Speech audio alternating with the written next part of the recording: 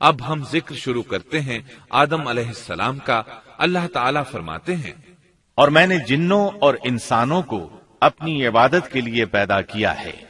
اللہ تعالیٰ نے ہمارے باپ کو کیوں پیدا فرمایا، ہمیں کیوں پیدا فرمایا؟ تاکہ ہم اس کی عبادت کریں، اگرچہ وہ عبادت کا محتاج نہیں، وہ تو بے نیاز ہے، البتہ ہم اس کے محتاج ہیں۔ اس کے اسماء بہترین اور حسین ہیں، وہ عالی شان صفات کا مالک ہے۔ اس نے اپنے ناموں کے آثار ظاہر کرنے کے لیے مخلوق کو پیدا فرمایا، رحمت کے آثار، قدرت کے آثار، جبر اور طاقت کے آثار اور حکمت کے آثار ظاہر کرنے کے لیے مخلوقات کو پیدا فرمایا، ورنہ وہ کسی چیز کا محتاج نہیں۔ آدم علیہ السلام کی تخلیق سے پہلے ہی اس بارے میں اللہ تعالیٰ کا فرشتوں سے مکالمہ ہوا۔ اللہ تعالیٰ نے فرمایا، اور جب تیرے رب نے فرشتوں سے کہا میں زمین میں ایک خلیفہ بنانے والا ہوں۔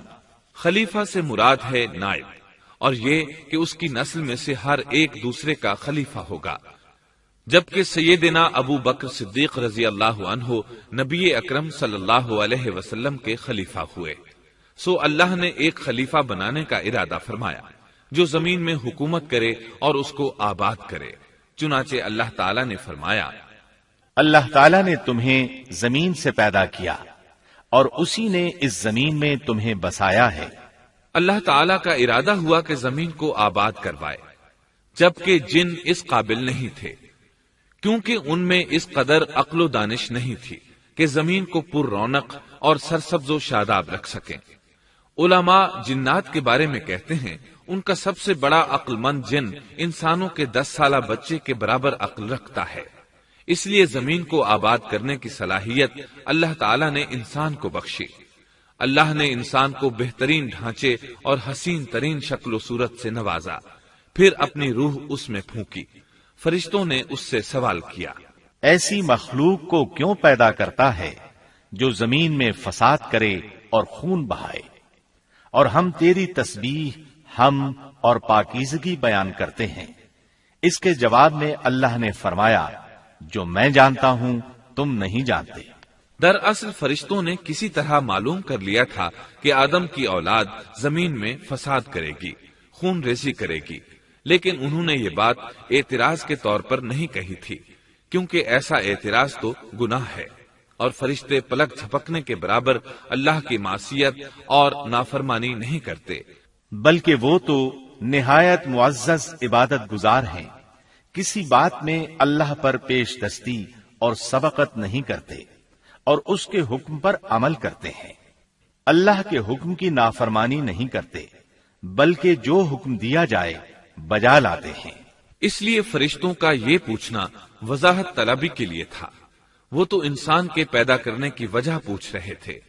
وہ زمین میں جنات کے اعمال اور کرتوت کا مشاہدہ کر چکے تھے، یعنی اللہ تعالیٰ نے انہیں پیدا کر کے اختیار دیا تو وہ فتنہ و فساد اور فسق و فجور میں مبتلا ہو گئے، اور اب ایک اور مخلوق زمین میں بسائی جا رہی تھی، تو اس بات کا امکان تھا کہ یہ مخلوق بھی ان کے نقش قدم پر چلے۔ اس لیے فرشتوں نے تعجب اور حیرت کی بنا پر یہ سوال کیا تھا، اور پوچھنے کا مقصد یہ تھا کہ کیا یہ بھی جنوں کی طرح ہوں گے؟ اس طرح انہیں یہ خدشہ لاحق ہوا کہ شاید ان سے اللہ کی عبادت میں کوتاہی یا کمی واقع ہوئی ہے، جس کی وجہ سے اللہ کو نئی مخلوق پیدا کرنا پڑی۔ اس لیے ان کی بات میں یہ بھی تھا کہ ہم تیری حمد اور ثنا بیان کرتے ہیں۔ بہرحال ان کے سوال کے دو مقصد تھے، کیا یہ جنوں کی طرح فساد کرنے والی قوم ہے؟ کیا ہم سے تیری عبادت میں کوتاہی ہوئی ہے؟ اس پر اللہ تعالیٰ نے فرمایا، جو میں جانتا ہوں وہ تم نہیں جانتے۔ اس موقع پر فرشتوں کے ذہنوں میں ایک اور بات بھی آئی، وہ آپس میں کہنے لگے کہ اللہ تعالیٰ جو بھی مخلوق پیدا کرے گا وہ ہم سے زیادہ معزز اور عالم نہیں ہو سکتی۔ یعنی جب فرشتوں نے باقی مخلوقات کا جائزہ لیا، مثلا آسمان، زمین، پہاڑ، جن، چوپایوں وغیرہ کا، تو انہوں نے سوچا یہ ہم سے زیادہ مرتبے والی نہیں ہے، لہذا یہ مخلوق بھی پیدا ہو رہی ہے تو یہ ہم سے زیادہ مرتبہ نہیں رکھتی، یہ ہمارا خاص مقام ہے کہ اللہ کی تسبیح میں مصروف ہیں، کفر سے محفوظ ہیں، ہر حکم بجا لاتے ہیں، اللہ کے تمام احکامات پورے کرتے ہیں، آسمان اور زمین میں اس کا حکم نافذ کرتے ہیں، اور اللہ کے نزدیک ہم سب سے زیادہ شرف والے ہیں۔ لہذا اگر یہ نئی مخلوق انسان بھی پیدا ہو جائے تو کیا ہوا، ہم سے زیادہ معزز اور علم والی تو نہیں ہوگی۔ بہرحال جب اللہ تعالیٰ نے آدم کو پیدا کیا تو زمین کی مٹی لانے کا حکم فرمایا، چنانچہ اللہ تعالیٰ کے پاس مٹی لائی گئی۔ امام ترمذی، ابن حبان اور امام احمد رحمت اللہ علیہ نے ایک حدیث بیان کی ہے جس کے الفاظ کچھ یوں ہیں: اللہ تعالیٰ نے آدم علیہ السلام کو مٹی کی ایک مٹھی سے پیدا فرمایا، اس مٹی کو اللہ تعالیٰ نے پوری زمین سے اٹھوایا تھا۔ یہی وجہ ہے کہ آدم کی اولاد زمین کے لحاظ سے ہی ظہور پذیر ہوئی۔ بعض سرخ رنگ کے ہیں تو بعض سیاہ اور بعض سفید، اور کچھ اس کے درمیان میں ہیں۔ بعض نیک ہیں، بعض خبیث، اور کچھ پاکیزہ قسم کے ہیں۔ انسان کی تخلیق مٹی سے شروع ہوئی، اس مٹی کو پانی سے تر کیا گیا تو یہ تین بن گئی۔ اسی وجہ سے قرآن مجید کی بعض آیات میں تراب کا لفظ آیا ہے۔ تراب خشک مٹی کو کہتے ہیں، اور بعض آیات میں تین کا لفظ آیا ہے۔ تین تر اور بھیگی مٹی کو کہتے ہیں۔ اللہ تعالیٰ فرماتے ہیں خلقہ من تراب، یعنی آدم کو تراب سے پیدا کیا گیا۔ مٹی کی عام حالت کو تراب کہتے ہیں، اور فرمایا جب آپ کے رب نے فرشتوں سے کہا کہ میں مٹی سے بشر کو پیدا کرنے والا ہوں، جب اس مٹی کو پانی سے زیادہ بھگویا گیا تو وہ لیسدار ہونا شروع ہو گئی، اسی لیے اللہ تعالیٰ نے فرمایا ہم نے انسان کو لیسدار اور چپکنے والی مٹی سے پیدا کیا۔ پھر اللہ تعالیٰ نے اپنے مبارک ہاتھوں سے انسان کا ڈھانچہ تیار کیا۔ اللہ نے فرمایا خلقت بیدی، میں نے اپنے دونوں ہاتھوں سے پیدا کیا۔ اللہ تعالیٰ نے انسان کی خلقت فرشتوں کے سپرد نہ کی، بلکہ بذات خود اسے تخلیق کے مراحل سے گزارا اور اپنے ہاتھوں سے اس کی تصویر کشی کی۔ اللہ نے انسان کو پہلے ایک مورتی کی صورت میں ڈھالا، اس کے بعد ایک مقررہ مدت تک چھوڑے رکھا، یہاں تک کہ گیلی مٹی خشک ہو گئی اور اس کا رنگ سیاہ ہو گیا، بدبو آنے لگی، پھر وہ کھنکھناتی مٹی میں بدل گئی، اور آخرکار آگ پر پکی ہوئی مٹی یعنی فخار ٹھیکری کی صورت اختیار کر گئی، جس سے مٹکے وغیرہ تیار کیے جاتے ہیں۔ سیاہ مٹی کو ہما ان کہتے ہیں، اور بدبودار کو مسنون کہتے ہیں، اور کھنکھنا کر بولنے والی مٹی کو سلسال کہتے ہیں، اور ٹھیکری کی طرح کی مٹی کو الفخار کہتے ہیں۔ مختلف آیات میں یہ الفاظ وارد ہوئے ہیں۔ اور یقیناً ہم نے انسان کو کھنکھناتی خشک مٹی سے پیدا کیا جو کہ بدبودار اور سیاہ گارے سے خشک ہوئی تھی۔ اور فرمایا اللہ نے انسان کو کھنکھناتی مٹی سے پیدا کیا جو کہ ٹھیکری کی طرح تھی۔ ان تمام آیات کریمہ میں کوئی تناقض، تعارض اور اختلاف نہیں، اس لیے کہ ان مختلف آیات میں انسان کو اس کی تخلیق کے مختلف مراحل کی یاد دہانی کرائی گئی ہے۔ خلاصہ کلام یہ ہوا کہ تخلیق کے عمل کا پہلا مرحلہ تراب تھا، یعنی عام حالت والی خشک مٹی، پھر تین یعنی بھگوئی ہوئی مٹی، پھر لیسدار مٹی یعنی سلسال، پھر ٹھیکری کی طرح کی مٹی یعنی فخار، اور یہ کام جمعے کی آخری گھڑی میں کیا گیا۔ اور یہ دن اللہ کے لحاظ سے شمار ہونے والے دنوں میں سے ہمارے دنوں کی طرح نہ تھا، ہمارے اور اللہ کے دن مختلف ہیں۔ تخلیق آدم دراصل اللہ کا کرشمہ ہے، انسانوں کو ایک صورت عطا کی گئی۔ اس مرحلے کا تذکرہ بخاری اور مسند احمد کی ایک روایت میں ہے۔ اللہ نے آدم کو پیدا کیا اور ان کا قد 60 ہاتھ یا 60 میٹر لمبا تھا۔ تمام جنتی لوگ اس قد آدم کے ساتھ جنت میں داخل ہوں گے، اور اس وقت سے لے کر آج تک مخلوق کا قد کم ہوتا چلا آ رہا ہے۔ بعد والے لوگ گزشتہ زمانے کے لوگوں سے ہمیشہ چھوٹے قد کے ہوتے چلے آ رہے ہیں۔ بہرحال سب سے پہلے اور سب سے لمبے انسان آدم علیہ السلام تھے۔ امام احمد نے منفرد طور پر ایک روایت بیان کی ہے، اس میں رسول اکرم صلی اللہ علیہ وسلم نے آدم علیہ السلام کی لمبائی 60 ہاتھ یعنی 60 میٹر اور چوڑائی 7 ہاتھ بیان فرمائی ہے۔ سبحان اللہ، سیدنا آدم کس قدر ضخیم اور عظیم مخلوق تھے، صحیح مسلم اور مسند احمد کی روایت میں ہے، اللہ نے آدم کو پیدا کیا تو اسے اپنی منشا کے مطابق کچھ عرصہ ڈھانچے کی صورت میں چھوڑے رکھا۔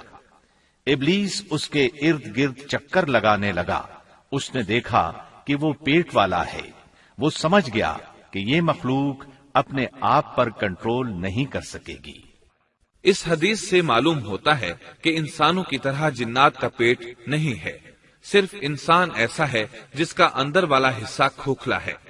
بہرحال اللہ نے انسان کو اس شکل و صورت میں پیدا فرمایا۔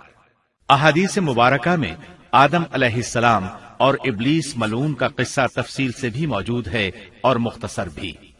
مثلا تفسیر تبری میں سیدنا عبداللہ بن عباس رضی اللہ عنہما سے روایت ہے، اللہ تعالیٰ نے آدم علیہ السلام کی مٹی کا حکم دیا، مٹی لائی گئی۔ اللہ تعالیٰ نے آدم علیہ السلام کو لیسدار اور بدبودار سیاہ مٹی سے پیدا فرمایا، اور یہ کام اللہ نے اپنے مبارک ہاتھوں سے کیا۔ آدم 40 راتیں مجسمے کی صورت میں پڑے رہے، جسم موجود تھا لیکن روح نہیں تھی۔ ابلیس آتا، اس ڈھانچے کو ٹھوکر لگاتا تو جسم سے ایسی آواز نکلتی جیسے خالی مٹکے پر ہاتھ مارنے سے نکلتی ہے۔ اسی لیے اللہ نے بھی فرمایا ہے کہ وہ کھنکھناتی مٹی سے پیدا کیے گئے۔ آدم علیہ السلام میں روح ڈالنے سے پہلے ایک مرتبہ فرشتوں کا ان کے پاس سے گزر ہوا تو وہ کچھ گھبرا سے گئے۔ ابلیس کو تو بہت زیادہ گھبراہٹ کا سامنا کرنا پڑا۔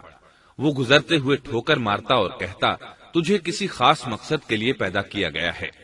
یہ کہہ کر وہ آدم کے منہ میں داخل ہو جاتا اور کمر کے راستے باہر آ جاتا اور فرشتوں سے مخاطب ہو کر کہتا، اس سے گھبرانے کی کوئی ضرورت نہیں۔ اگر مجھے اس پر مسلط کر دیا گیا تو میں یقیناً اسے ہلاکت میں ڈال دوں گا، اور اگر اسے مجھ پر مسلط کر دیا گیا تو بلا شبہ میں اس کی نافرمانی کروں گا۔ اندازہ کیجئے وہ تعجب کر رہا ہے کہ انہیں کیوں پیدا کیا گیا ہے۔ اس کی آدم علیہ السلام سے دشمنی کس قدر پرانی ہے، گویا ابتدا ہی سے یہ عداوت پر ڈٹ گیا تھا۔ بہرحال اللہ نے آدم میں روح پھونکی۔ اس مضمون کو قرآن مجید میں جا بجا ذکر کیا گیا ہے۔ اللہ تعالیٰ فرماتے ہیں، جب میں اس کو ٹھیک ٹھاک کر لوں اور اس میں اپنی روح پھونک دوں تو تم سب اس کے سامنے سجدے میں گر پڑنا۔ ایک اور جگہ فرمایا، اللہ تعالیٰ کے نزدیک عیسیٰ علیہ السلام کی مثال ہو بہو آدم علیہ السلام کی مثال ہے۔ اللہ نے انہیں مٹی سے بنا کر کہا، ہو جا، وہ ہو گئے۔ اللہ نے آدم علیہ السلام کو مٹی سے پیدا کیا، اپنے ہاتھوں سے بنایا، پھر اس میں روح پھونکی۔ اس کا مفصل بیان احادیث میں موجود ہے۔ جب ان میں روح پھونکی گئی اور ابتدا میں روح جیسے ہی سر کے اندر داخل ہوئی، آدم علیہ السلام کو چھینک آ گئی۔ فرشتوں نے آدم علیہ السلام سے کہا، الحمدللہ کہیے۔ انہوں نے کہہ دیا۔ اللہ کی اس تعریف کے جواب میں اللہ تعالیٰ نے فرمایا، رحمک ربک، یعنی تجھ پر تیرا رب رحم فرمائے۔ سبحان اللہ، اللہ ذوالجلال والاکرام نے آدم علیہ السلام میں روح مکمل ہونے سے پہلے ہی انہیں اپنی رحمت سے سرفراز فرما دیا۔ بہرحال جب روح ان کی آنکھوں میں داخل ہوئی اور انہوں نے جنت کے پھلوں کو دیکھا تو ان میں غور و فکر کرنے لگے۔ جب روح پیٹ میں داخل ہوئی تو کھانے کی طلب محسوس ہوئی۔ ابھی روح ٹانگوں تک پہنچی نہیں اور کھانے کی خواہش پہلے ہی محسوس ہونے لگی۔ اس جلد بازی اور عجلت کی وجہ سے اللہ تعالیٰ نے فرمایا، انسان جلد باز مخلوق ہے۔ جب آدم علیہ السلام کو پیدا کر دیا گیا تو اللہ تعالیٰ نے ان کی پشت پر ہاتھ پھیرا۔ ہاتھ پھیرتے ہی ان کی پشت سے قیامت تک پیدا ہونے والے انسان باہر نکل آئے۔ آدم کی تمام اولاد ان کے سامنے ظاہر ہو گئی، اور یہ بات نہایت وضاحت اور صراحت کے ساتھ قرآن مجید اور احادیث مبارکہ میں موجود ہے۔ مسلم بن یسار رحمت اللہ علیہ بیان کرتے ہیں کہ سیدنا عمر بن خطاب رضی اللہ عنہ سے کسی نے اس آیت کریمہ کے بارے میں پوچھا، اور جب آپ کے رب نے اولاد آدم کی پشت سے ان کی اولاد کو نکالا اور ان سے انہی کے بارے میں اقرار لیا کہ کیا میں تمہارا رب نہیں، سب نے جواب دیا، ہاں کیوں نہیں، ہم سب گواہ بنتے ہیں، تاکہ تم لوگ قیامت کے روز یوں نہ کہو ہم تو اس سے محض بے خبر تھے، یا یوں کہو کہ پہلے پہلے شرک تو ہمارے بڑوں نے کیا اور ہم ان کے بعد ان کی نسل میں ہوئے، لہذا کیا تو ان غلط راہ والوں کے فعل پر ہمیں ہلاکت میں ڈالے گا؟ سیدنا عمر رضی اللہ عنہ نے اس شخص کے سوال کے جواب میں فرمایا، میں نے سنا ہے کہ رسول اللہ صلی اللہ علیہ وسلم فرما رہے تھے، اللہ نے آدم علیہ السلام کو پیدا کیا، پھر اپنے دائیں ہاتھ کو اس کی پشت پر پھیرا اور اس سے نسل انسانی کو باہر نکالا اور ان کی طرف اشارہ کر کے فرمایا، میں نے انہیں جنت کے لیے پیدا کیا ہے اور یہ جنت والوں کے اعمال کریں گے۔ پھر اپنے ہاتھ کو دوبارہ آدم علیہ السلام کی پشت پر پھیرا اور اس سے نسل انسانی کو باہر نکالا اور ان کی طرف اشارہ کر کے فرمایا، میں نے انہیں آگ کے لیے پیدا کیا ہے اور یہ آگ والوں کے اعمال کریں گے۔ اس پر ایک شخص نے نبی اکرم صلی اللہ علیہ وسلم سے سوال کیا، اے اللہ کے رسول صلی اللہ علیہ وسلم، تو پھر ہمارے اعمال کس حساب میں شمار ہوں گے؟ آپ نے جواب میں فرمایا، اللہ تعالیٰ جب کسی بندے کو جنت کے لیے پیدا کرتا ہے تو اس سے جنت والوں کے کام کرواتا ہے، حتیٰ کہ جنت والے اعمال میں سے ہی کسی عمل پر اس کا موت سے سامنا ہوتا ہے، اس وجہ سے اللہ اسے جنت میں داخل کرتا ہے، اور جب اللہ کسی بندے کو آگ کے لیے پیدا کرتا ہے تو اسے آگ والے اعمال پر لگا دیتا ہے، یہاں تک کہ وہ آگ والے اعمال میں سے کسی عمل پر مرتا ہے، اس کی وجہ سے اللہ اسے آگ میں داخل کر دیتا ہے۔ ہر شخص کے لیے اس کام میں آسانی پیدا کر دی جاتی ہے جس کے لیے وہ پیدا کیا گیا ہے۔ لیکن یہ بات ذہن میں ہر وقت موجود رہنی چاہیے کہ اللہ نے انسان کو اختیار دے رکھا ہے کہ وہ اپنی عقل اور فکر کی روشنی میں اللہ کے احکامات پر عمل پیرا ہو کر خود کو جنتی بنا لے یا عقل کا درست استعمال نہ کرتے ہوئے شیطان کا پٹا گلے میں ڈال لے اور جہنم میں جگہ بنا لے۔ یہ تو اللہ نے انسان کو اختیار دے رکھا ہے، اس کی مرضی کہ جنت والے اعمال کرے یا جہنم والے۔ ہر انسان میں دونوں طرف جانے کی طاقت اور صلاحیت موجود ہے۔ اللہ نے انسان کو مجبور نہیں بنایا، البتہ ہر انسان کو جو بھی رویہ اختیار کرنا تھا اللہ کو اس کا علم تھا، اور اس کا علم برحق ہے، قطعی ہے، اس میں کوئی غلطی نہیں ہو سکتی، اس لیے اس نے اپنے علم کے مطابق تقدیر لکھ دی۔ اب ہم جو کچھ کرتے ہیں تقدیر سے مجبور ہو کر نہیں کرتے بلکہ اپنے اختیار سے کرتے ہیں، اور چونکہ تقدیر بھی اللہ کے حکم سے لکھی گئی اس لیے اس میں بھی کوئی خطا واقع نہیں ہوتی۔ لہذا تقدیر کا یہ مطلب نہیں کہ انسان تقدیر کی بنا پر ہدایت ماننے یا نہ ماننے پر مجبور ہے، ایسی بات قطعاً نہیں۔ اور درست بات یہ ہے کہ تقدیر کا مسئلہ بہت زیادہ پیچیدہ ہے اور مشکل ترین مسائل میں سے ہے، یہاں اس کی تفصیل کا موقع نہیں۔ جب اللہ نے آدم علیہ السلام کو پیدا کر لیا اور اس میں اپنی روح پھونک دی تو فرشتوں کو حکم دیا کہ آدم کو سجدہ کرے۔ ابلیس ایک بہت نیک اور بزرگ جن تھا، اس نے کبھی اللہ کی نافرمانی نہیں کی تھی، اسی بنا پر وہ بلند مرتبہ پا کر فرشتوں میں شامل ہو چکا تھا، لیکن فرشتوں کی جنس سے قطعاً نہیں تھا۔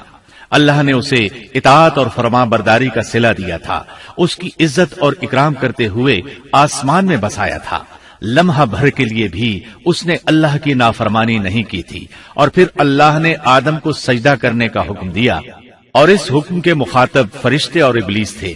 صرف فرشتوں کے لیے یہ حکم نہیں تھا بلکہ ابلیس بھی اس حکم میں شامل تھا، کیونکہ اللہ تعالیٰ فرماتے ہیں، اور یقیناً ہم نے تمہیں پیدا کیا، پھر ہم ہی نے تمہاری صورت بنائی، پھر ہم نے فرشتوں سے کہا کہ آدم کو سجدہ کرو، تو سوائے ابلیس کے سبھی نے سجدہ کیا، وہ سجدہ کرنے والوں میں شامل نہ ہوا۔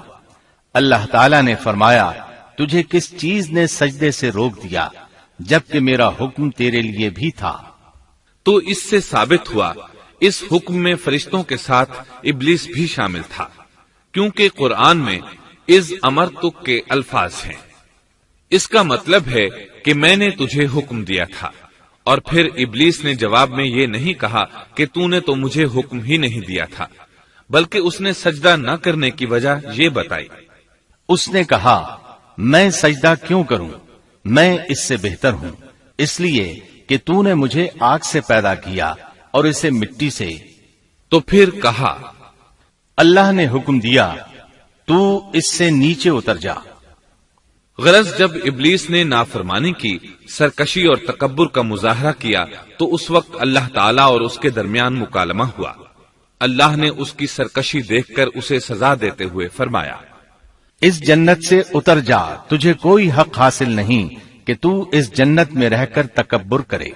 ابلیس نے جواب میں کہا، مجھے قیامت کے دن تک مہلت دے دیجئے، یعنی اتنی لمبی عمر دے دیجئے کہ میں قیامت تک زندہ رہوں، موت نہ آئے۔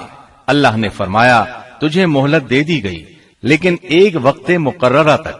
اور جب شیطان اس طرف سے مطمئن ہو گیا کہ اسے مہلت مل گئی، تب اس نے کہا، چونکہ تو نے مجھے گمراہ کر دیا ہے، اس وجہ سے میں قسم کھاتا ہوں کہ میں انسانوں کی گمراہی کے لیے تیرے سیدھے راستے پر بیٹھ جاؤں گا، پھر ان کے آگے سے، ان کے پیچھے سے، ان کے دائیں سے، ان کے بائیں سے، ان کے پاس آؤں گا، اور آپ ان میں سے اکثر لوگوں کو شکر گزار نہیں پائیں گے۔ اللہ تعالیٰ نے شیطان کا رد کرتے ہوئے فرمایا، یہاں سے ذلیل و خوار ہو کر نکل جا۔ ان میں سے جو شخص بھی تیرا حکم مانے گا، میں ایسے تمام گمراہوں سے جہنم کو بھر دوں گا۔ جو انسان بھی تیرا پیروکار بنے گا، وہ جہنم کا مستحق اور حقدار ٹھہرے گا۔ قرآن مجید میں دوسرے مقامات پر بھی اس گفتگو کو نئے پیرائے میں دہرایا گیا ہے۔ مثلاً اللہ نے فرمایا، یقیناً ہم نے انسان کو کھنکھناتی مٹی سے پیدا فرمایا ہے، جو کہ سڑے ہوئے گارے کی تھی، اور اس سے پہلے ہم نے جنات کو لو والی آگ سے پیدا کیا۔ اور جب تیرے پروردگار نے فرشتوں سے فرمایا، میں انسان کو سیاہ بدبودار کھنکھناتی مٹی سے پیدا کرنے والا ہوں، جب میں اسے پورا بنا چکوں اور اس میں اپنی روح پھونک دوں تو تم سب اس کے لیے سجدے میں گر پڑنا۔ چنانچہ تمام فرشتوں نے سجدہ کیا سوائے ابلیس کے، اس نے سجدہ کرنے والوں میں شمولیت اختیار کرنے سے صاف انکار کر دیا۔ اللہ تعالیٰ نے فرمایا، اے ابلیس، تجھے کیا ہوا کہ تو سجدہ کرنے والوں میں شامل نہ ہوا؟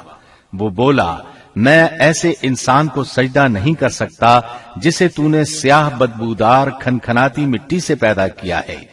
اللہ تعالیٰ نے فرمایا، اب تو بہشت سے نکل جا، کیونکہ تو مردود ہے اور تجھ پر قیامت کے دن تک میری پھٹکار ہے۔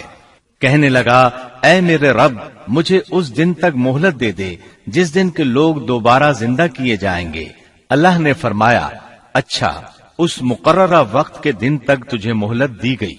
کہنے لگا، اے میرے رب، چونکہ تو نے مجھے گمراہ کیا ہے، مجھے بھی قسم ہے کہ میں انسانوں کے لیے زمین میں گناہوں کو خوشنما بناؤں گا اور ان سب کو بہکا دوں گا، سوائے ان کے جو تیرے منتخب اور مخلص بندے ہوں گے، وہ میرے بہکاوے میں نہیں آئیں گے۔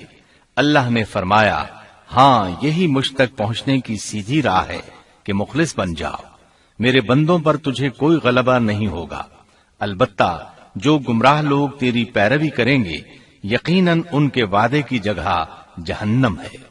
ایک اور مقام پر اللہ تعالیٰ فرماتے ہیں، جب ہم نے فرشتوں کو حکم دیا کہ آدم کو سجدہ کرو تو ابلیس کے سوا سب نے سجدہ کیا۔ اس نے کہا، کیا میں اسے سجدہ کروں جسے تو نے مٹی سے پیدا کیا ہے؟ اچھا دیکھ لے، اسے تو نے مجھ پر فضیلت دی ہے، اگر مجھے بھی تو نے قیامت تک ڈھیل دی تو میں سوائے چند لوگوں کے اس کی اولاد کو گمراہ کروں گا۔ اس پر اللہ نے فرمایا، جا، ان میں سے جو بھی تیرا فرمانبردار ہو جائے گا تو تم سب کی سزا جہنم ہے، جو پورا پورا بدلہ ہے۔ ان میں سے تو جسے بھی اپنی آواز کے ساتھ بہکا سکتا ہے بہکا لے، اور ان پر اپنے سوار اور پیادے چڑھا لا، یعنی اپنے گھڑ سوار لشکر اور پیدل لشکر کو چڑھا کر لے آ، اور اپنا ہر داؤ، ہر ترکیب اور ہر اسلحہ استعمال کر لے، اور ان کے مالوں اور اولاد میں بھی شرکت کر لے، اور تو انہیں دل بہلانے والے وعدے دے لے، یعنی ان کے برے اعمال بنا سنوار کر انہیں دکھا اور غلط خواہشات دلا، جنت، دوزخ اور دوبارہ زندہ نہ ہونے کے وعدے دے، اور ان سے شیطان کے جتنے بھی وعدے ہوتے ہیں سب کے سب سراسر فریب ہیں۔ یقیناً میرے سچے بندوں پر تیرا کوئی قابو اور غلبہ نہیں ہوگا، تیرا رب کارسازی کرنے والا کافی ہے۔ اسی طرح بہت سی آیات میں پہلی معصیت الہی کا ذکر کیا گیا ہے۔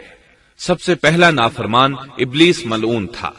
وہ خبیث اللہ کے سامنے تکبر اور انات سے بھرپور جواب دیتا رہا۔ اسی وجہ سے اللہ نے اسے کافر کا لقب دیا۔ کافر اسے کہتے ہیں جو نعمت کا انکار کرے۔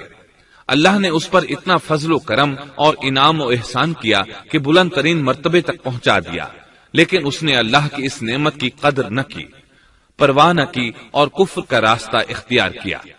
اللہ تعالیٰ فرماتے ہیں، جبکہ آپ کے رب نے فرشتوں سے فرمایا کہ میں مٹی سے ایک انسان کو پیدا کرنے والا ہوں، سو جب میں اسے ٹھیک ٹھاک کر لوں اور اس میں اپنی روح پھونک دوں تو تم سب اس کے سامنے سجدے میں گر پڑنا۔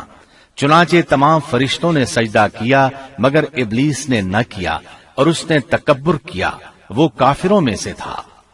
سب سے پہلا گناہ تکبر تھا، اسی لیے علماء کرام فرماتے ہیں تمام گناہوں کی جڑ تکبر اور غرور ہے۔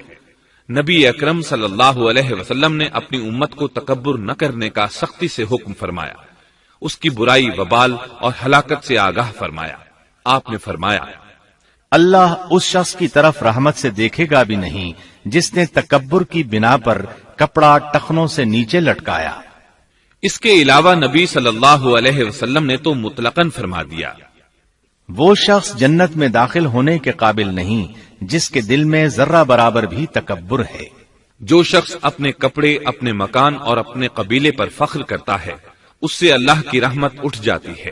اسی لیے نبی صلی اللہ علیہ وسلم نے جب اپنے صحابہ کرام کو دیکھا کہ مہاجر صحابی انصار صحابہ کے خلاف اور انصاری صحابی مہاجرین صحابہ کے خلاف آواز لگا رہے ہیں تو آپ نے فرمایا، اس جاہلیت والی پکار کو چھوڑو، یہ بہت بدبودار ہے۔ برادری کی بنیاد پر لڑنا، باہم فخر کرنا برے نتائج کا ذریعہ ہے۔ گناہوں کی بنیاد بھی تکبر ہے۔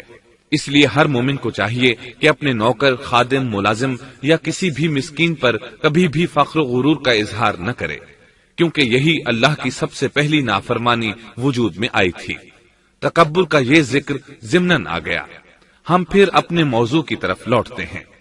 اللہ نے آدم علیہ السلام کو پیدا کیا اور انہیں عالم بنا کر ہی تخلیق کیا، یعنی جب وہ پیدا ہوئے تو جاہل نہیں تھے۔ اللہ نے آدم علیہ السلام کو فرشتوں سے بھی بڑا عالم بنا کر پیدا فرمایا۔ بے شمار احادیث میں آدم علیہ السلام کی ابتدا اور ان کے علم کا ذکر موجود ہے۔ جب اللہ نے آدم میں مکمل روح ڈال دی اور وہ اپنے پاؤں پر کھڑے ہو گئے تو اللہ نے انہیں حکم دیا، جاؤ فرشتوں کی جماعت کو السلام علیکم کہو۔ آدم اور فرشتوں کی زبان عربی تھی، یہی زبان اہل جنت کی ہے۔ آدم گئے، جا کر سلام کہا، انہوں نے جواب میں کہا وعلیکم السلام ورحمت اللہ، یعنی تجھ پر اللہ کی سلامتی اور رحمت ہو۔ اللہ نے فرمایا، یہ تیرا اور تیری اولاد کا آپس میں ایک دوسرے کو تحفہ اور ہدیہ ہے۔ اللہ نے آدم علیہ السلام کو ابتدا ہی میں تمام نام سکھا دیے۔ مفسرین نے ان ناموں کے بارے میں بہت بحثیں ذکر کی ہیں۔ مضبوط موقف سیدنا عبداللہ بن عباس رضی اللہ عنہما کا ہے کہ اللہ نے آدم علیہ السلام کو ہر چیز کا نام سکھا دیا تھا، مثلا یہ پہاڑ ہے، یہ سمندر ہے، یہ پرندہ ہے، یہ درخت ہے وغیرہ۔ وہ آسمان اور زمین کی ہر چیز کا نام جانتے تھے۔ یہ علم کیسا تھا، انسان نے کس طرح ہر چیز کا نام پہچان لیا۔ یقیناً اللہ انسان میں یہ طاقت پیدا کر سکتا ہے کہ وہ ہر علم کا احاطہ کر سکے۔ اللہ نے آدم علیہ السلام کو ہر چیز کا نام اور اس کی صنعت اور کام بھی معلوم کرا دیا۔ آگ، لوہے، لکڑی، غرض ہر چیز کا نام اور استعمال ذہن میں ڈال دیا۔ وہ کس قدر عظیم علم سے بہرور ہوئے، سبحان اللہ۔ بہرحال اللہ نے آدم علیہ السلام کو صرف شکل و صورت اور تخلیق ہی میں بلند مرتبہ عطا نہیں کیا تھا، بلکہ عقل و علم کے لحاظ سے بھی بلند درجے اور مقام پر فائز کیا تھا، جیسا کہ اللہ تعالیٰ فرماتے ہیں، اللہ نے آدم علیہ السلام کو ہر چیز کا نام سکھا دیا، پھر ان چیزوں کو فرشتوں پر پیش کیا اور فرمایا، مجھے ان چیزوں کے نام بتاؤ اگر تم سچے ہو۔ مطلب یہ کہ تم اپنے دعوے میں کہاں تک سچے ہو؟ جب آدم کی تخلیق ہوئی تو تم نے کہا تھا اللہ جو چاہے پیدا کر لے، قسم ہے وہ ہم سے زیادہ معزز اور عالم نہیں ہوگا۔ اس دعوے میں اگر تم سچے ہو تو ذرا ان اشیاء کے نام تو بتاؤ۔ اللہ تعالیٰ نے آدم علیہ السلام کا زیادہ معزز ہونا، مکرم ہونا اور علم و معرفت والا ہونا واضح کرنے کے لیے فرشتوں کو حکم دیا کہ آدم علیہ السلام کو سجدہ کریں۔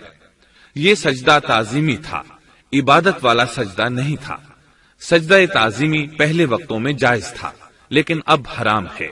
اسی لیے تو یعقوب علیہ السلام، ان کی بیوی اور 11 بیٹوں نے یوسف علیہ السلام کو سجدہ کیا تھا۔ بہرحال فرشتوں نے آدم علیہ السلام کو سجدہ کیا۔ اس سے معلوم ہو جاتا ہے کہ کون زیادہ عزت اور عظمت والا ہے۔ یقیناً آدم علیہ السلام زیادہ شرف اور منزلت کے حقدار ٹھہرے۔ جب اللہ تعالیٰ نے ان کی عزت، تکریم اور تعظیم ثابت فرما دی، تب علم و معرفت میں ان کی برتری ثابت کرنے کے لیے فرمایا، اگر تم اپنے قول میں سچے ہو تو ان چیزوں کے نام بتاؤ۔ تب فرشتوں نے کہا، فرشتے کہنے لگے، اے اللہ تو پاک ہے، ہمیں تو صرف اتنا ہی علم ہے جتنا تو نے ہمیں سکھا رکھا ہے، مکمل حکمت و علم والا تو ہی ہے۔ اللہ تعالیٰ نے آدم علیہ السلام سے فرمایا، اے آدم تم ان فرشتوں کو ان چیزوں کے نام بتاؤ۔ آدم ہر چیز کا نام بتانے لگے، کسی جگہ بھی انہوں نے غلطی نہیں کی۔ جب انہوں نے فرشتوں کو تمام چیزوں کے نام بتا دیے تو اللہ تعالیٰ نے فرشتوں کو مخاطب کر کے کہا، کیا میں نے تمہیں پہلے ہی نہیں کہہ دیا تھا کہ زمین اور آسمان کا غیب میں ہی جانتا ہوں، اور میرے علم میں ہے جو تم ظاہر کر رہے ہو اور جو چھپا رہے ہو۔ یہاں ذہن میں سوال ابھرتا ہے کہ فرشتے کیا چھپا رہے تھے؟ وہ راز والی بات یہی تھی کہ اللہ ہم سے زیادہ معزز اور عالم مخلوق پیدا نہیں کرے گا۔ واضح رہے، ہم آپ کو صرف واقعات ہی نہیں سنا رہے، صرف سیرت اور تاریخ ہی بیان نہیں کر رہے، بلکہ قرآن بھی پڑھ پڑھ کر سنا رہے ہیں۔ اور قرآن کو اس وقت تک سمجھنا محال ہے جب تک کہ ان واقعات کی تفصیل موجود نہ ہو۔ خیر، اس کے بعد اللہ تعالیٰ نے اما حوا کو پیدا فرمایا۔ انہیں آدم علیہ السلام کے فوراً بعد پیدا نہیں فرمایا، بلکہ آدم علیہ السلام نے کافی عرصہ جنت میں تنہا بسر کیا، اور حدیث میں ہے کہ وہ وحشت محسوس کرتے تھے، تنہائی کو شدت سے محسوس کرنے لگے تھے۔ آخر کار ایک روز جب وہ سو رہے تھے تو اللہ تعالیٰ نے ان کی بائیں پسلی سے اما حوا علیہ السلام کو پیدا فرمایا اور آدم علیہ السلام کا ہم سفر بنا دیا۔ اللہ فرماتے ہیں، اے لوگو اپنے اس پروردگار سے ڈر جاؤ جس نے تم سب کو ایک ہی جان سے پیدا کر ڈالا، اور اس جان یعنی آدم علیہ السلام سے ان کی بیوی کو پیدا کیا۔ آدم علیہ السلام کے وجود ہی سے حوا کا وجود بنایا گیا، وہ کوئی الگ مخلوق نہیں تھی۔ جب آدم علیہ السلام بیدار ہوئے تو انہوں نے اپنے قریب ایک عورت کو بیٹھے دیکھا۔ پوچھنے لگے، تم کون ہو؟ حوا علیہ السلام نے کہا، عورت۔ آدم علیہ السلام نے پھر پوچھا، تجھے کس لیے پیدا کیا گیا ہے؟ وہ بولی، آپ کے لیے، تاکہ آپ مجھ سے سکون اور انس حاصل کریں۔ جب فرشتوں نے آدم علیہ السلام کو ایک عورت سے باتیں کرتے دیکھا تو کہنے لگے، اب ایک اور نئی مخلوق پیدا کی گئی ہے۔ آدم علیہ السلام نے ان مخلوقات کا نام تو بتا دیا تھا جو مشہور و معروف تھیں، ان کا نام پوچھنا چاہیے۔ انہوں نے آدم علیہ السلام سے سوال کیا، انہوں نے فوراً جواب دیا، حوا، اس لیے کہ اللہ نے تو آپ کو ہر چیز کا نام سکھا دیا تھا۔ فرشتوں نے کہا، ان کا نام حوا کیوں رکھا گیا ہے؟ آدم علیہ السلام نے جواب دیا، اس لیے کہ اسے ایک زندہ چیز سے پیدا کیا گیا ہے، حیات کی نسبت سے حوا نام رکھا گیا۔ مسلم شریف میں ہے، سیدنا ابو ہریرہ رضی اللہ عنہ روایت کرتے ہیں کہ رسول اللہ صلی اللہ علیہ وسلم نے فرمایا، جو شخص اللہ اور آخرت کے دن پر ایمان رکھتا ہے، جب وہ کسی معاملے کے لیے حاضر ہو تو بھلائی والی بات کرے یا خاموش رہے، اور عورتوں کے بارے میں بھلائی کی وصیت حاصل کر لو، یعنی ان کے ساتھ اچھا سلوک کرو، کیونکہ عورت پسلی سے پیدا کی گئی ہے، اور پسلی میں زیادہ ٹیڑھا حصہ اوپر والا حصہ ہوتا ہے۔ اگر تم اس کو سیدھا کرنا چاہو گے تو توڑ ڈالو گے، اور اگر اس کو چھوڑ دو گے تو وہ اسی طرح ہمیشہ ٹیڑھی رہے گی۔ عورتوں کے بارے میں بھلائی کی وصیت حاصل کر لو۔ مطلب یہ کہ اسی حالت میں گزر بسر کرو، عورتوں کے بارے میں بھلائی کی وصیت حاصل کر لو۔ اس حدیث کا مطلب یہ ہے کہ عورتوں پر جبر کر کے زبردستی ان کی طبیعت کو بدلا نہیں جا سکتا، اور عورت ذات کو نہایت نرمی اور پیار سے رکھو۔ ان کی طبیعتوں میں ٹیڑھا پن ہے، وہ کبھی جذبات سے مغلوب ہو جاتی ہے اور عقل کھو بیٹھتی ہے۔ اگر کوئی اسے سیدھا کرنا چاہے تو اس سے لا تعلقی، دوری اور طلاق کی نوبت آ جائے گی۔ اگر اسے چھوڑ دو گے تو ٹیڑھا پن برقرار رہے گا۔ مرد کو بہت حوصلے سے اس صورتحال کو سنبھالنا چاہیے۔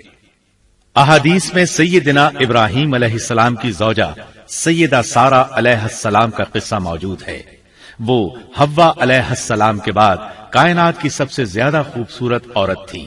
احادیث سے یہ اشارہ ملتا ہے کہ حوا علیہ السلام ابتدائے انسانیت سے لے کر قیامت تک پیدا ہونے والی تمام عورتوں میں خوبصورت تھیں۔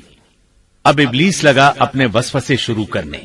آدم اور حوا علیہم السلام دونوں اللہ کے حکم سے جنت میں تھے کہ شیطان نے انہیں پھسلانے کی کوشش شروع کر دی۔ اللہ تعالیٰ فرماتے ہیں، اور ہم نے کہہ دیا اے آدم تم اور تمہاری بیوی جنت میں رہو اور جہاں سے چاہو با فراغت کھاؤ۔ جنت بھی کیسی؟ اللہ فرماتے ہیں، وہ جنت کہ جس کی چوڑائی ہی آسمانوں اور زمین کے برابر ہے۔ سو اس جنت میں سے جو چاہو سو کھاؤ، کچھ بھی منع نہیں سوائے ایک درخت کے، چنانچہ ارشاد ہوا، اور ہم نے کہا اے آدم تم اور تمہاری بیوی جنت میں رہو، پھر جس جگہ سے چاہو با فراغت کھاؤ، اور اس درخت کے پاس مت جاؤ ورنہ ظالموں میں سے ہو جاؤ گے۔ ایک اور جگہ فرمایا، اور جب ہم نے فرشتوں سے کہا کہ آدم کو سجدہ کرو تو ابلیس کے سوا سب نے سجدہ کیا۔ ابلیس نے انکار کیا تو ہم نے کہا اے آدم یہ تیرا اور تیری بیوی کا دشمن ہے، خیال رکھنا ایسا نہ ہو کہ وہ تم دونوں کو جنت سے نکلوا دے اور تو مصیبت میں پڑ جائے۔ یہاں تو تجھے آرام ہے، نہ تو بھوکا ہے اور نہ ننگا، اور نہ تو یہاں پیاسا ہوتا ہے، نہ دھوپ سے تکلیف اٹھاتا ہے۔ گویا اللہ نے سیدنا آدم علیہ السلام کو وسوسے سے پہلے ہی خبردار کر دیا تھا۔ ان آیات سے یہ بھی پتا چلا کہ انسان سے ابلیس کی عداوت اور دشمنی ابتدا ہی سے چلی آ رہی ہے، اور یہ بھی ثابت ہوا کہ جو لوگ کہتے ہیں کہ انسان ابتدا میں ننگا تھا ان کا قول صحیح نہیں، اس لیے کہ اللہ تعالیٰ نے جنت میں بھی آدم علیہ السلام پر لباس رکھا اور زمین میں بھی لباس نازل کر دیا، جیسا کہ اللہ تعالیٰ فرماتے ہیں، اے آدم کی اولاد ہم نے تم پر لباس کو نازل کیا جو تمہاری شرمگاہوں کو چھپاتا ہے اور زینت کا سبب بھی ہے، اور تقوی کا لباس اس سے بھی بہتر ہے۔ لہذا آدم ابتدا میں ننگے نہیں تھے، انہیں تو ننگے پن کا علم ہی نہیں تھا، نہ ہی ان کی بیوی کو برہنہ ہونے کا علم تھا۔ اللہ نے آدم علیہ السلام کو کامل نعمتوں سے نوازا، بھوک نہ پیاس، یہاں تک کہ پیاس کے اسباب سے بھی محفوظ، نہ گرمی اور نہ دھوپ، پھر بے انتہا حسن و جمال، مشقت نہ تکلیف، بدبختی نہ بدقسمتی۔ آدم اور حوا علیہ السلام کے دلوں میں وسوسہ ڈالنے کے بارے میں بھی قرآن نے روشنی ڈالی ہے۔ پھر شیطان نے ان دونوں کے دلوں میں وسوسہ ڈالا۔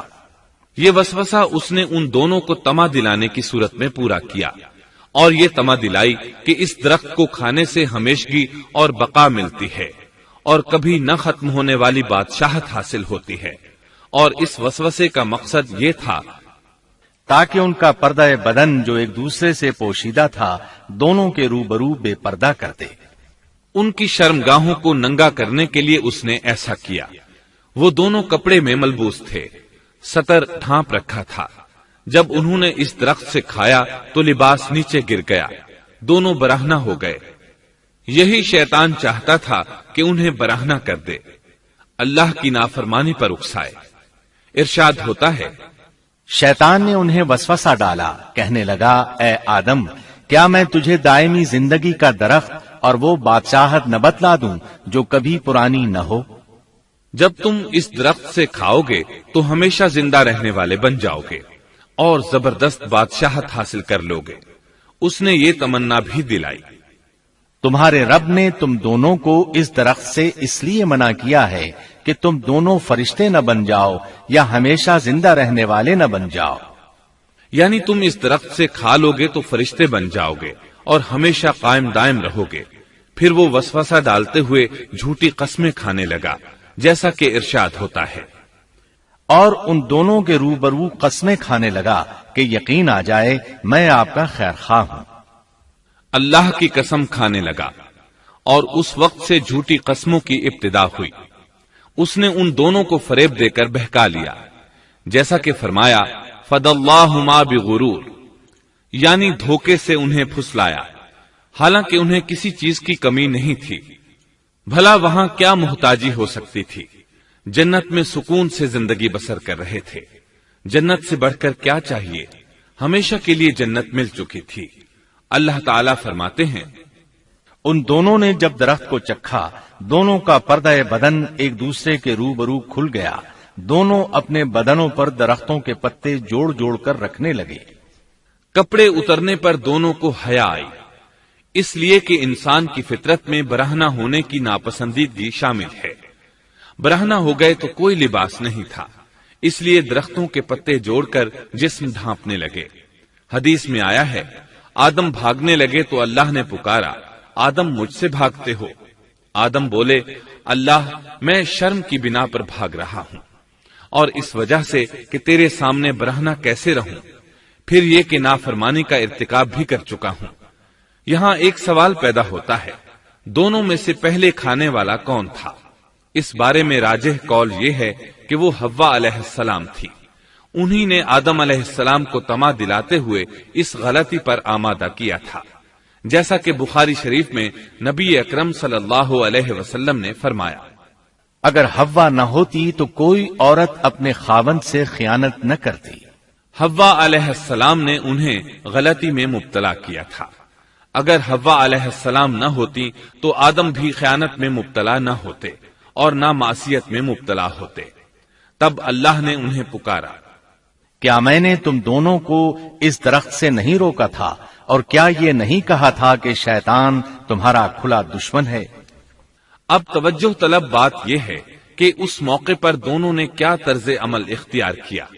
کیا وہ دونوں اپنی معصیت پر بضد رہے اور تکبر کرنے لگے، جیسا کہ ابلیس نے سجدہ کرنے سے انکار کیا تھا اور پھر لگا تھا اپنی معصیت پر اصرار کرنے، یا ان دونوں نے توبہ کر لی؟ جی ہاں، دونوں نے توبہ کر لی، جیسا کہ قرآن مجید میں آتا ہے، دونوں نے کہا، اے ہمارے رب، ہم نے اپنا بڑا نقصان کیا، اور اگر تو ہماری مغفرت نہ کرے گا اور ہم پر رحم نہ کرے گا تو واقعی ہم خسارہ پانے والوں میں سے ہو جائیں گے۔ اس قصے میں ایک سوال یہ ذہن میں پیدا ہوتا ہے کہ جب سیدنا آدم علیہ السلام کو ابلیس نے سجدہ نہ کیا تو اللہ تعالیٰ نے اسے مردود بنا کر جنت سے نکال دیا، پھر وہ سیدنا آدم علیہ السلام کو اس درخت کے قریب کس طرح لے گیا جبکہ وہ جنت سے باہر ہو چکا تھا؟ قرآن کریم میں اس بارے میں یہ الفاظ آئے ہیں، پھر شیطان نے ان کے دلوں میں وسوسہ ڈالا۔ یہ وسوسہ اس نے کیسے ڈالا جبکہ وہ جنت سے نکالا جا چکا تھا؟ مفسرین نے اس کے جواب میں لکھا ہے کہ اس نے جنت سے باہر رہ کر یہ وسوسہ ڈالا تھا۔ جیسے آج کل تار اور بغیر تار کے آواز کو دور دراز علاقوں تک پہنچایا جا سکتا ہے، ایسے ہی شیطان نے اپنی طاقت سے یہ وسوسہ ان کے دلوں تک پہنچایا۔ لگے ہاتھوں ابلیس کی حقیقت بھی سن لیں۔ ابلیس کے لفظی معنی انتہائی مایوس کے ہیں۔ یہ راندہ درگاہ ہونے کے بعد ہمیشہ ہمیشہ کے لیے اللہ کی رحمت سے مایوس ہو گیا تھا، اس لیے اسے یہ لقب ملا، ورنہ روایات کی روح سے اس کا اصل نام عزازیل تھا۔ پہلے یہ جنات میں سے تھا، اپنے رب تعالی کی اطاعت سے نکل کر ابلیس ہوا۔ اس کا علم ناقص تھا، مزاج ناپاک تھا، وہ غرور اور تکبر میں مبتلا ہو گیا تھا۔ یہاں یہ بات بھی ذہن نشین کر لیں کہ انبیاء خطا اور گناہ سے پاک ہوتے ہیں، ان پر اللہ تعالی کی مستقل حفاظت اور نگرانی قائم رہتی ہے۔ اگرچہ انبیاء بھی انسان ہوتے ہیں اور تمام انسانی تقاضے انہیں لاحق ہوتے ہیں، لیکن ان کے عمل اور ارادے میں کسی قسم کی بدی اور شر کا عمل دخل قطعاً نہیں ہوتا۔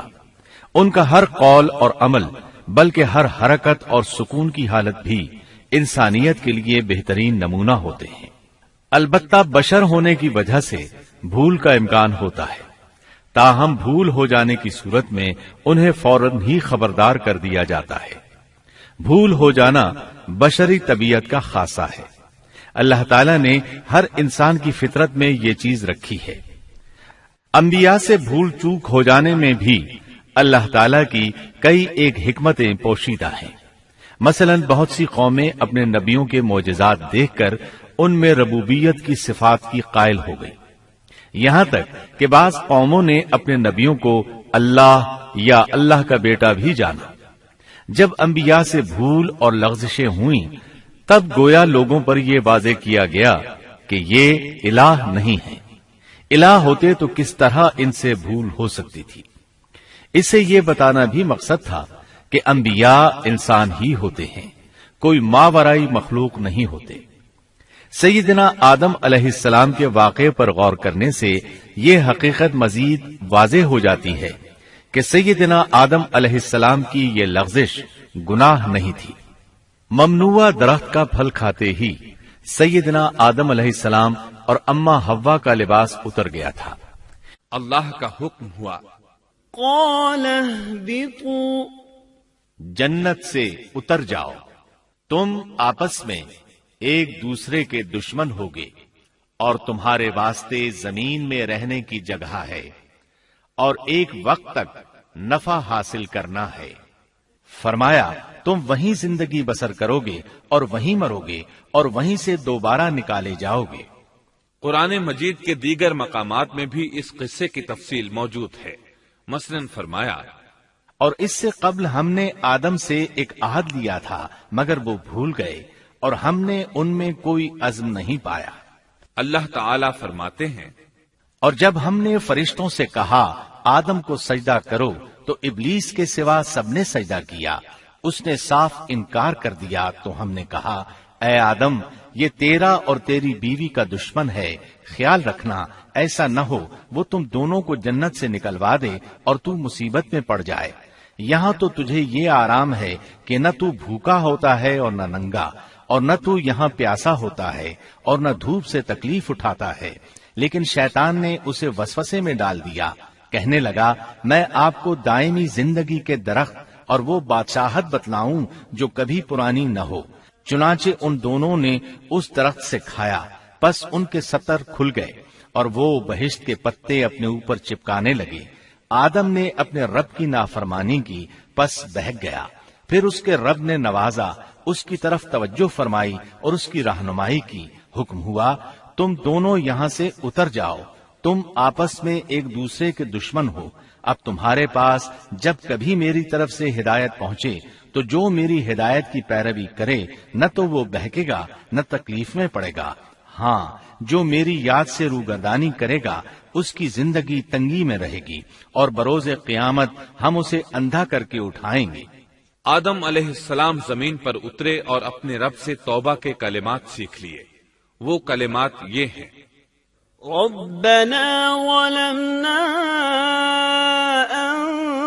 أنفسنا وإن لم تغفر لنا وترحمنا لنكونن من الخاسرين۔ اے ہمارے رب، ہم نے اپنا نقصان کیا اور اگر تو نے ہم پر مغفرت و رحمت نہ فرمائی تو ہم خسارہ اٹھانے والوں میں سے ہو جائیں گے۔ آدم علیہ السلام زمین پر اترے اور ان کے ساتھ حوا علیہ السلام بھی اتری اور ان کے ساتھ ہی ابلیس کو بھی اتارا گیا۔ یہ کس جگہ پر اترے اس بارے میں اختلاف پایا جاتا ہے، لیکن ابن عباس رضی اللہ عنہ کی بات راجح محسوس ہوتی ہے کہ آدم علیہ السلام کو ہند میں اور حوا علیہ السلام کو جدے میں اتارا گیا۔ جب آدم علیہ السلام اتر آئے تو حوا علیہ السلام کی تلاش شروع کر دی، زمین میں ان کی تلاش میں سرگرداں ہوئے۔ آخر کار میدان عرفات میں دونوں کی ملاقات ہو گئی۔ چونکہ میدان عرفات میں دونوں نے ایک دوسرے کی معرفت حاصل کی تھی اور ان کا آپس میں تعارف ہوا تھا، لہٰذا اسی مناسبت سے اس میدان کا نام عرفات مشہور ہو گیا۔ اللہ تعالیٰ نے زمین کے اندر انسانوں کو پھیلانا شروع کیا اور زمین کو مردوں اور عورتوں سے آباد کر دیا۔ امام طبری رحمت اللہ علیہ بیان کرتے ہیں کہ حوا علیہ السلام نے آدم علیہ السلام کے لیے 20 ولادتوں میں 40 بچوں کو جنم دیا۔ ہر بار 2 بچوں کو جنم دیتی تھی، ایک لڑکا ہوتا ایک لڑکی۔ سب سے پہلا جوڑا قابیل اور اس کی بہن قمیم کا تھا۔ پھر انسانوں کی افزائش شروع ہوئی، آبادی میں اضافہ ہونے لگا۔ اللہ نے آدم علیہ السلام ہی کو ان کا نبی متعین کر دیا، وہ انہیں دین سکھاتے رہے۔ اس وقت تمام لوگ موحد تھے، خالص توحید کو اپنانے والے تھے، یعنی کان الناس امۃ واحدہ، تمام لوگ ایک ہی امت کے تھے، ان میں شرک کا شائبہ بھی نہ تھا۔ ابن جریر اور ابن کثیر رحمہم اللہ نے ابو موسیٰ اشعری رضی اللہ عنہ کی روایت بیان کی ہے، اللہ نے جب آدم علیہ السلام کو جنت سے زمین پر اتارا تو انہیں ہر چیز کی کاریگری اور صنعت کا علم تھا۔ جب وہ اترے تو عالم بھی تھے، لباس میں ملبوس بھی تھے، کام کاج کے تمام طریقوں سے باخبر بھی تھے، لوہے، آگ، لکڑی اور کپڑے کے استعمال سے بھی بخوبی واقف تھے۔ ہمارے برعکس وہ ان کاموں کو اپنی ابتدا ہی سے جان چکے تھے، کیونکہ ہم سب لوگوں کا حال یہ ہے کہ جب تک سکھایا نہ جائے ہمیں کچھ نہیں آتا۔ آج کے دور میں بعض افریقی قبائل کے افراد وحشیانہ اور غیر مہذب زندگی گزارتے ہیں۔ علماء کا کہنا ہے کہ یہ لوگ زمین پر رہنے والوں میں سے گمراہ ترین انسان ہیں۔ انہوں نے بہترین زندگی ضائع کر دی اور گھٹیا زندگی کو پسند کیا۔ تہذیب و تمدن کا آغاز چونکہ ابتدائے آفرینش سے ہے، اس لیے ہر انسان کی فطرت میں تہذیب کی سوجھ بوجھ موجود ہے۔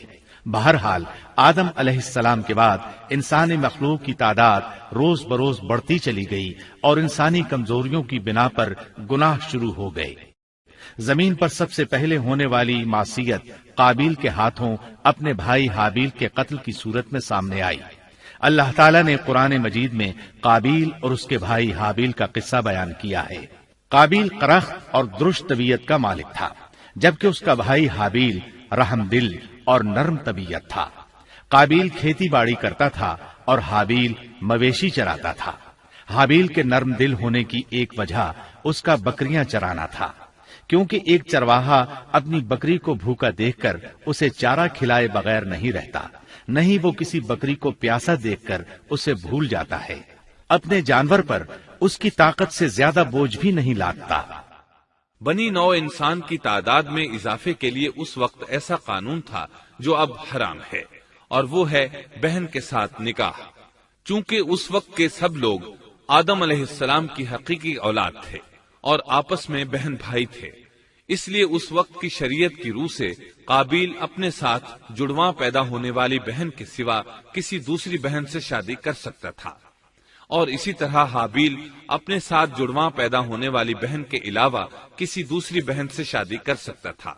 اس کی صورت یہ تھی کہ قابیل کی شادی حابیل کی بہن سے ہو اور حابیل کی شادی قابیل کی بہن سے ہو، لیکن ہوا یہ کہ حابیل کی بہن خوبصورتی میں قابیل کی بہن سے کم تھی، اس لیے قابیل نے حابیل کی بہن سے شادی کرنے سے انکار کر دیا اور اپنی جڑواں بہن سے شادی کی خواہش ظاہر کی، لیکن ایسا کرنا آدم علیہ السلام کی شریعت میں حرام تھا۔ آپ نبی بھی تھے اور رسول بھی۔ رسول اور نبی میں فرق یہ ہے کہ رسول پر شریعت اور احکام نازل ہوتے ہیں، لیکن نبی پر شریعت نازل نہیں ہوتی، البتہ اس کی طرف وحی نازل ہوتی ہے اور معجزات عطا کیے جاتے ہیں، جبکہ شریعت صرف رسولوں ہی پر نازل کی جاتی ہے۔ آدم علیہ السلام بھی چونکہ رسول تھے، اس لیے ان کی شریعت میں یہ قانون تھا کہ کوئی شخص اپنے ساتھ جڑواں پیدا ہونے والی بہن کے ساتھ شادی نہیں کر سکتا۔ قابیل اس شرعی حکم کی وجہ سے غضبناک ہو گیا۔ اس نے تعجب کا اظہار کرتے ہوئے اس قانون کو ماننے سے انکار کر دیا۔ آدم علیہ السلام نے ان دونوں کے درمیان فیصلہ کرتے ہوئے انہیں حکم دیا کہ دونوں اللہ کے حضور ایک ہدیہ پیش کریں۔ ہدیہ اس جانور کو کہتے ہیں جسے اللہ کے نام پر ذبح کر کے فقراء میں تقسیم کر دیا جائے۔ اس سے مقصود اللہ کے لیے اپنی نیت کو خالص کرنا ہوتا ہے۔ اس عمل کو قربانی کہا جاتا ہے۔ آدم علیہ السلام کے زمانے میں قربانی کا جو قانون تھا اس کے قبول ہونے کی نشانی طے تھی، اور وہ یہ کہ آسمان سے ایک آگ نمودار ہوتی اور اس قربانی کو جلا دیتی۔ اس کا مطلب تھا قربانی قبول ہو چکی ہے، اور اگر آگ قربانی کو نہ جلاتی تو سمجھ لیا جاتا کہ قربانی قبول نہیں ہوئی۔ آخر قربانی کا دن آ پہنچا۔ حابیل نے اپنے مویشیوں میں سے ایک بہترین جانور لیا اور قربان گاہ میں لا کر اللہ کے حضور پیش کر دیا۔ دوسری طرف قابیل نے اپنی کھیتی کے غلے میں سے ردی قسم کا غلہ قربانی کے لیے پیش کیا۔ دوسرے دن دونوں قربان گاہ پہنچے تو انہوں نے دیکھا کہ حابیل کی قربانی قبول ہو چکی ہے، جبکہ قابیل کی قربانی کو آگ نے چھوا تک نہیں تھا۔ یہ دیکھ کر قابیل حابیل پر غضبناک ہوا۔ شیطان نے بھی اسے وسوسے میں مبتلا کیا کہ اپنے بھائی کو قتل کر دے۔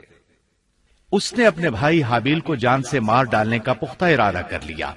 اس وقت تک روئے زمین پر کوئی انسان قتل نہیں ہوا تھا۔ انسانی تاریخ میں یہ پہلا قتل ہے جس کا ارتکاب قابیل نے کیا۔ وہ اپنے بھائی حابیل کے پاس گیا اور اس سے بولا، میں تجھے قتل کر دوں گا۔ جواب میں حابیل نے کہا، اگر تو مجھے قتل کرنے کی کوشش کرے گا تو میں اپنے دفاع میں ہاتھ نہیں اٹھاؤں گا، اس لیے کہ میں چاہتا ہوں تو اپنے دیگر گناہوں کے ساتھ میرے قتل کا گناہ بھی اٹھا لے، تیرے گناہ زیادہ ہو جائیں۔ چنانچہ ایک تاریک رات میں حابیل سویا ہوا تھا کہ قابیل ایک بڑا سا پتھر اٹھا کر اس کے پاس آیا۔ اس نے وہ پتھر اپنے بھائی کے سر پر دے مارا۔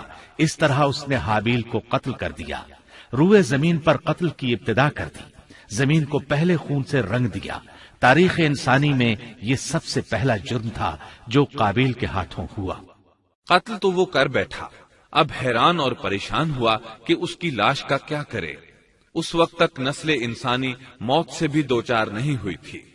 آدم علیہ السلام کی اولاد میں سے اس وقت تک کوئی فوت نہیں ہوا تھا، اس لیے قابیل کو معلوم نہیں تھا کہ مردے کے ساتھ کیا کیا جائے۔ اسی کشمکش کے عالم میں اس نے بھائی کی لاش کو کمر پر اٹھا لیا اور چل پڑا۔ چلا جا رہا تھا کہ اللہ نے 2 کوے بھیجے۔ دونوں کوے آپس میں لڑ پڑے، ایک نے دوسرے کو ہلاک کر دیا۔ اب زندہ کوا مٹی کھودنے لگا۔ اس طرح اس نے ایک گڑھا تیار کر لیا، مردہ کوے کو اس میں رکھا اور اوپر مٹی ڈال دی۔ اس طرح قابیل کو دفن کا طریقہ معلوم ہوا۔ اس نے بھی گڑھا کھودا اور حابیل کی لاش کو اس میں دبا دیا۔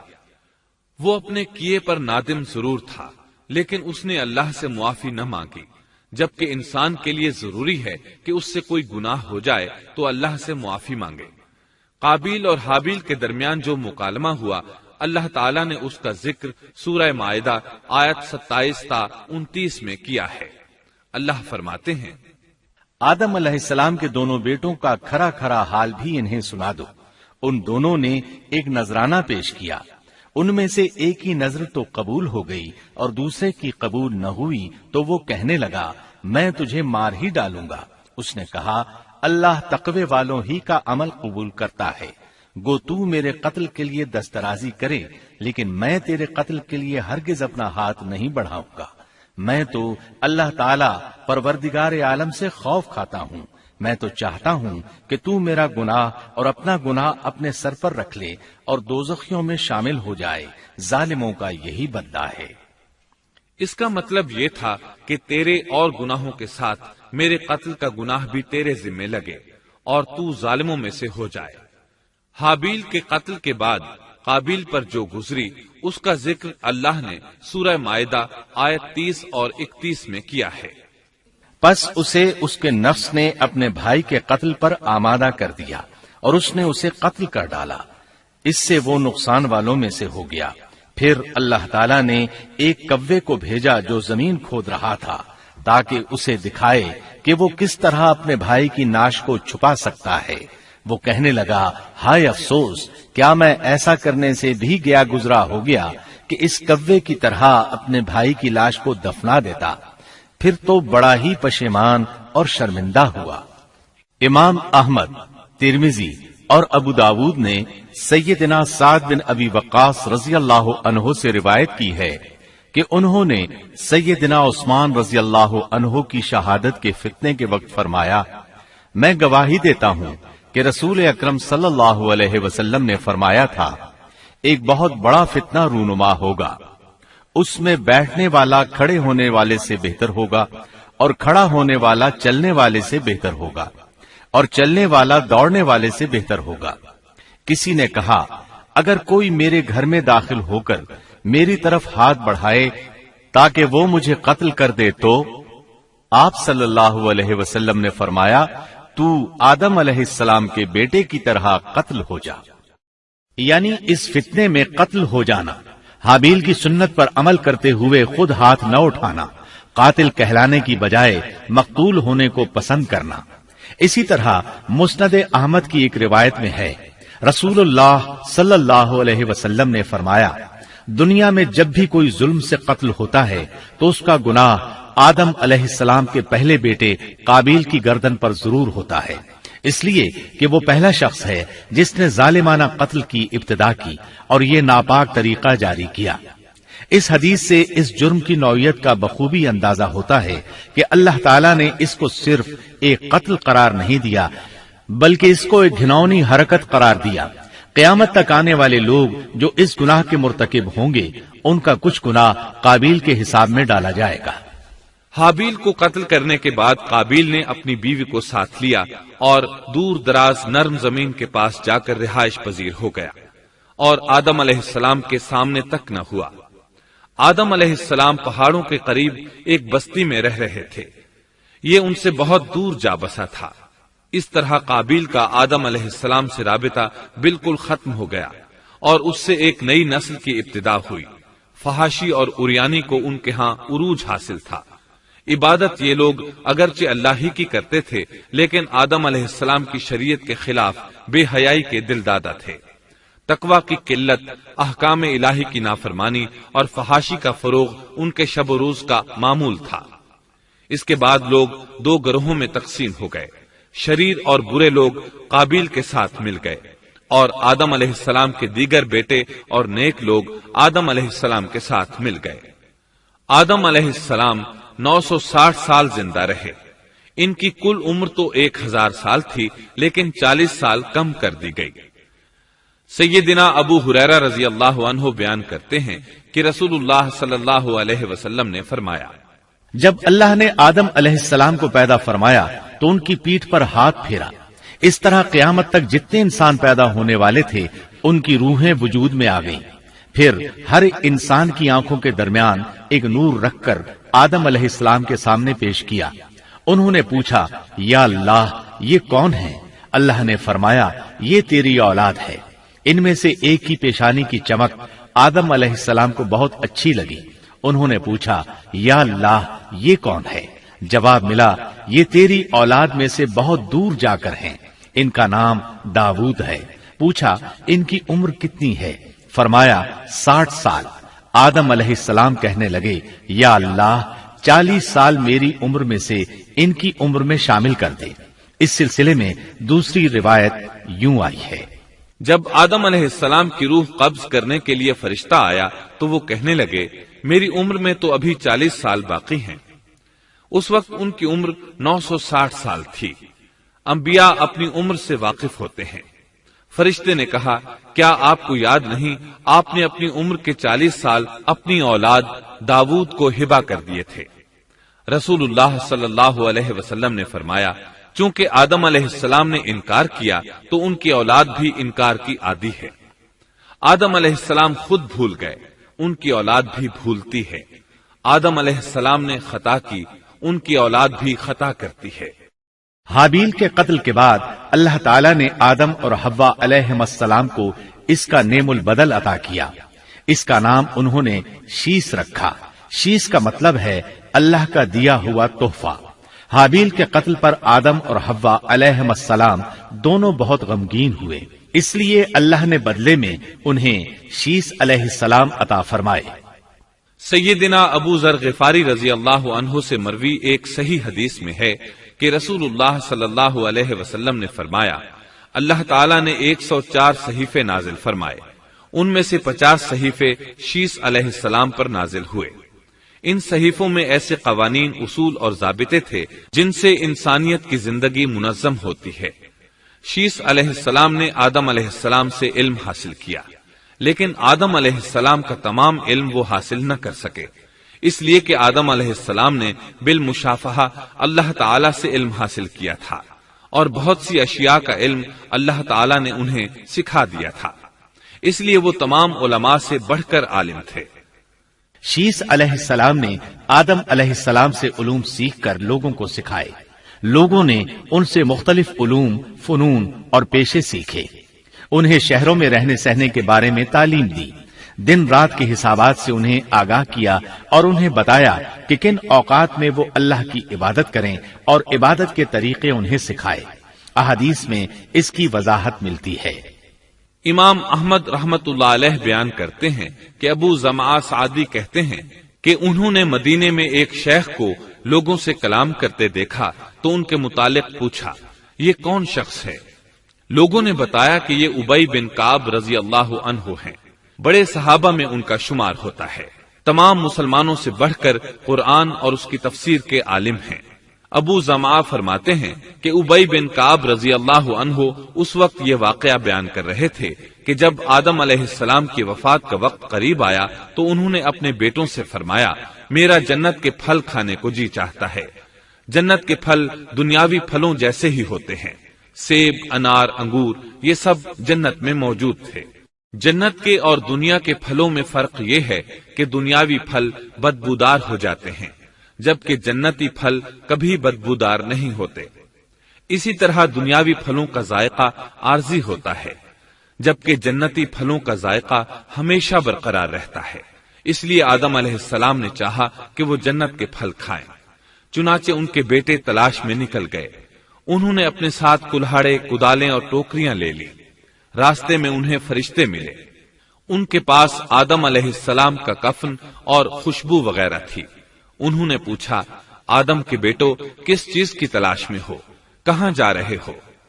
انہوں نے جواب میں کہا، ہمارے والد مریض ہیں، انہیں جنت کے پھلوں کی خواہش ہے۔